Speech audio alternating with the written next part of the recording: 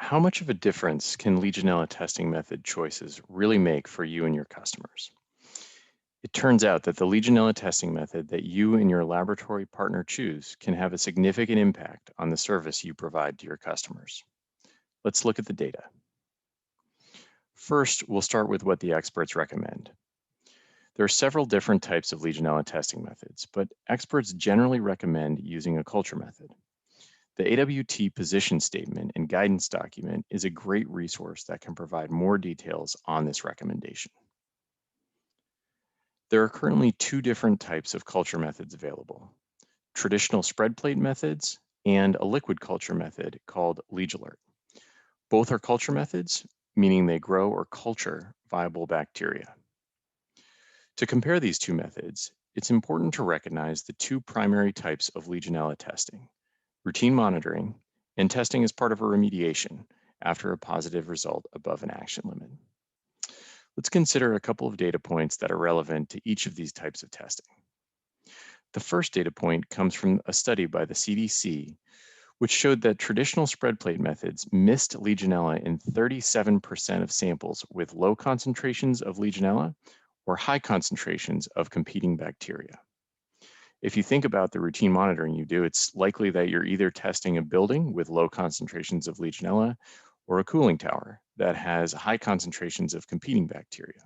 And again, those are the situations in which spread plate methods had the most false negatives.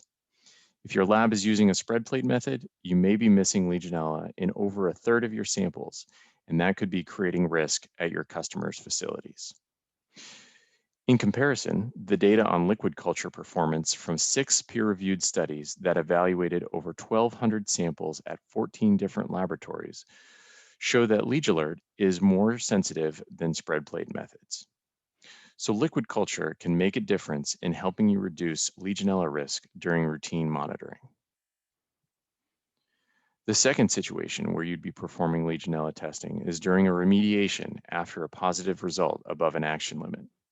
In this case, you're often on site trying to make sure problems are fixed as soon as possible. With remediation testing, consistency is paramount. You need consistent results to understand how the steps that you're taking are or are not changing Legionella concentrations at the facility.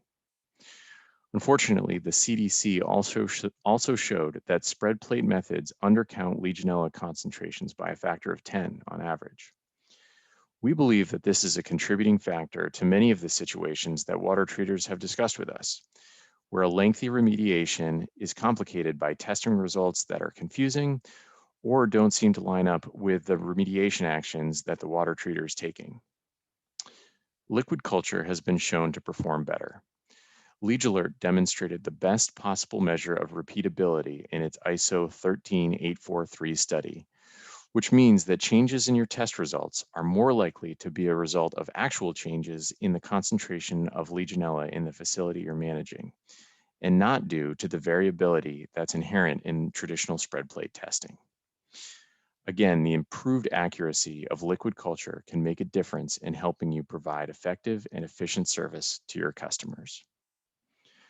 The data presented here only starts to paint a picture of how differences in testing method can materially affect your customer's risk profile as well as the service you provide. For a more in-depth discussion, I encourage you to watch the full presentation from the AWT 2020 Interactive Annual Convention. And of course, please don't hesitate to reach out with any questions via the form on this page.